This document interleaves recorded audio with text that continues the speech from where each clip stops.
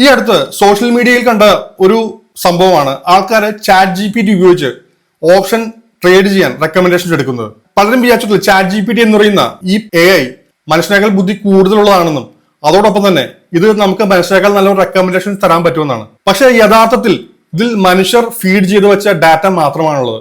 അതോടൊപ്പം തന്നെ ഇന്റർനെറ്റിൽ നിന്നും എന്തും ലഭിക്കുന്നു അത് ChatGPT പോലുള്ള AIക്ക് ഫെച്ച് ചെയ്ത് നമുക്ക് റിസൾട്ട് വരാൻ സാധിക്കുന്നു. അങ്ങനെയാണെങ്കിൽ നമ്മൾ ChatGPTയോട് തന്നെ നിങ്ങൾ ലാസ്റ്റ് ഫീഡ് ചെയ്ത് വെച്ച ഇൻഫർമേഷൻ എന്നായിരുന്നു എന്ന് ചോദിച്ചു കഴിഞ്ഞാൽ ഇതുപോലുള്ള ഒരു ഉത്തരമായിരിക്കും ChatGPTയിൽ നിന്ന് വരുന്നത്. അതായത് ChatGPT പറഞ്ഞത് ജൂൺ 2024 മുതലുള്ള ഇൻഫർമേഷൻ ആണ് എന്റെ മെമ്മറിയിൽ ഉള്ളതെന്ന്.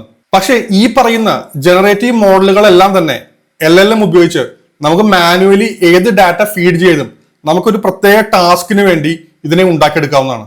സ്റ്റോക്ക് മാർക്കറ്റിലുള്ള ആർക്കും അറിയാം ബ്ലൂംബർഗിനെ കുറിച്ച്. ബ്ലൂംബർഗ് GPT എന്ന് പറയുന്ന ഒരു സിസ്റ്റം അവർ തന്നെ ഡെവലപ്പ് ചെയ്തെടുത്താണ്. അവർക്ക് എത്രമാത്രം ഡാറ്റ ഉണ്ടാവുമെന്ന് നമുക്ക് ഊഹിക്കാവുന്നതിന് അപ്പുറമാണ്.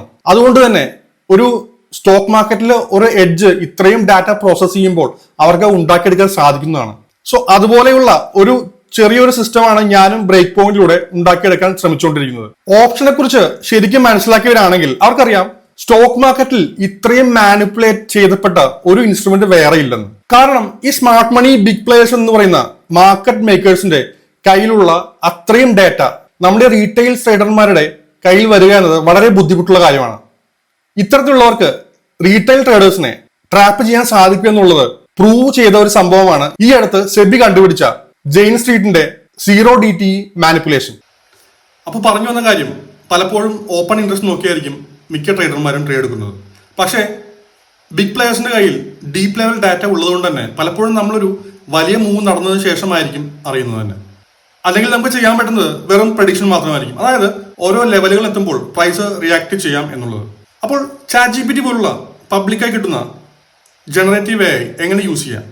നിങ്ങൾക്ക് ഒരു കമ്പനിയുടെ ഫണ്ടമെന്റലായി അല്ലെങ്കിൽ പബ്ലിക്കായിട്ട് കിട്ടുന്ന വിവരങ്ങൾ റിസർച്ച് ചെയ്ത് ഒരു റിപ്പോർട്ടായി എടുക്കണമെന്നുണ്ടെങ്കിൽ ഇത്തരത്തിലുള്ള ടൂളുകൾ ഉപയോഗിച്ച് അത് വളരെ എളുപ്പത്തിൽ ചെയ്യാൻ സാധിക്കുന്നതാണ്. ഇത്തരത്തിൽ കിട്ടുന്ന ഇൻഫർമേഷൻ നമുക്ക് ഒരു ലോങ് ടേം ഇൻവെസ്റ്റ്മെന്റിനായോ അല്ലെങ്കിൽ ഒരു സ്വിംഗ് ട്രേഡിനായോ ഉപയോഗിക്കാവുന്നതാണ്.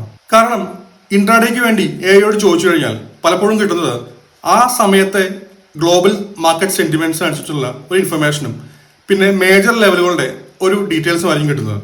ഇന്ത്യൻ മാർക്കറ്റ് ഗ്ലോബൽ മാർക്കറ്റിന്റെ ഡിപ്പെൻഡൻസി ഉള്ളതുകൊണ്ട് തന്നെ ഗ്ലോബൽ മാർക്കറ്റിൽ വരുന്ന ഏതൊരു സെന്റിമെന്റ്സും ഇന്ത്യൻ മാർക്കറ്റിലും അഫക്റ്റ് ആവുന്നതാണ്.